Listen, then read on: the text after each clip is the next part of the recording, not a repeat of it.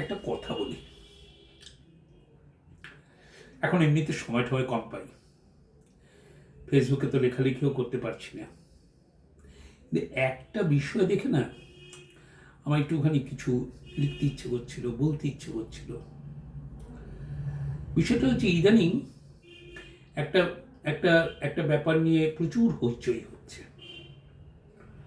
সেটা হলো আমাদের মাননীয় মুখ্যমন্ত্রী তিনি সুপ্রিম কোর্টে পিটিশন করেছিলেন এবং সেই ব্যাপারে তিনি কোর্টের কাছে তার আবেদনটা করেছেন। এই বিষয়টা নিয়ে চর্চা হচ্ছে। কেমন চর্চা? মমতা ব্যানার্জি ভালো বলতে পারেন না, মমতা ব্যানার্জির ইংলিশ ভীষণ পুয়োর, খুব ভালো কথা বলতে পারেন না, এমন এমন কিছু কিছু কথাবার্তা বলেছেন যে কথাগুলো মানায়নি, সুপ্রিম কোর্টের ওখানে দাঁড়িয়ে এসব কথা মানায় না ইত্যাদি। আমি কোনো রাজনীতির সাথে নেই, কিন্তু আমি একটি কথা বলতে পারি,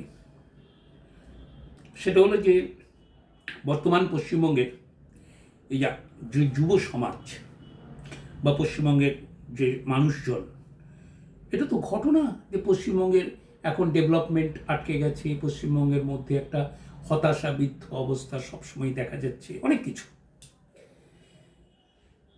কিন্তু মমতা বন্দ্যোপাধ্যায় কে? আমাদের মুখ্যমন্ত্রী, আমাদের চিফ মিনিস্টার কে? এই প্রশ্নটা করলে একটা উত্তর আসবে যে she is a politician, she is not a lawyer, she is a politician. এবং পার্লামেন্টারি ডেমোক্রেসিতে কি করতে হবে? প্রচুর তো লয়ার রয়েছেন, প্রচুর তো পড়াশোনার জন্য মানুষজন আছেন, কিন্তু তিনি সুপ্রিম কোর্টে গেলেন এবং শুধু গেলেন না, সুপ্রিম কোর্টে গিয়ে কিন্তু ওনার কত সুন্দর হোমওয়ার্ক, কত সুন্দরভাবে বললেন। একটা কথা বুঝতে হবে আমাদের, যে পশ্চিমবঙ্গের মানুষ কিন্তু এসআইআর নিয়ে কিন্তু ভীষণভাবে কিন্তু প্যানিকড। কে কাকে কখন কখন কোন সময় কোন জায়গা থেকে হিয়ারিং আসবে কোনো ঠিক নেই।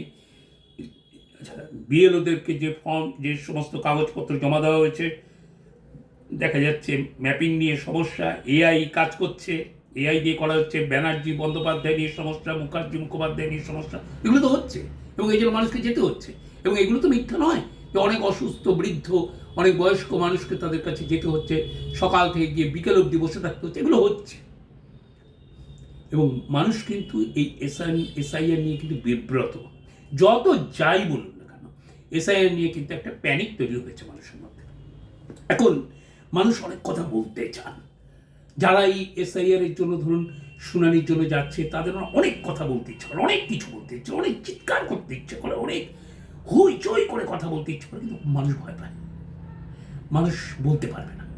মমতা বন্দ্যোপাধ্যায় কিন্তু সেই কথাটাই গিয়ে কিন্তু সুপ্রিম কোর্টে বলেছে।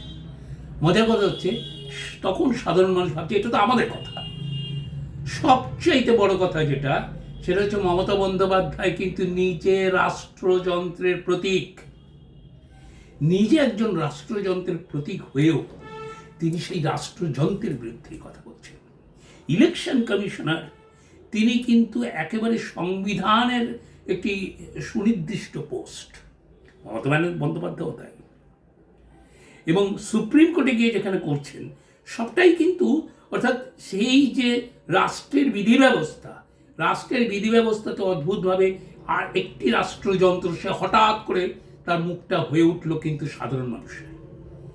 এইখানে হচ্ছে মমতা বন্দ্যোপাধ্যায় যেটাকে তিনি বিশ্বাস করেছেন, যেভাবে নিজেকে প্রজেক্ট করতে পারবেন, যেভাবে নিজেকে তিনি সেল আউট করতে পারবেন, যেভাবে তিনি ক্রেতা ধরতে পারবেন, অর্থাৎ যেভাবে তিনি ভোটারকে ক্যাপচার করতে পারবেন, মানুষের কাছে পৌঁছতে পারবেন। অনেকেই রাজনীতি করেন, কিন্তু এটা উনি জানেন এবং এটা স্বীকার করতে হবে যে তিনি যেটা বিশ্বাস করেন সেটা দাপিয়ে বলতে পারেন। এটাই হচ্ছে কথা, এটা আমাদের শেখার, এটা আমাদের শিখতে হবে। ধন্যবাদ, আর বলবো না আজকে।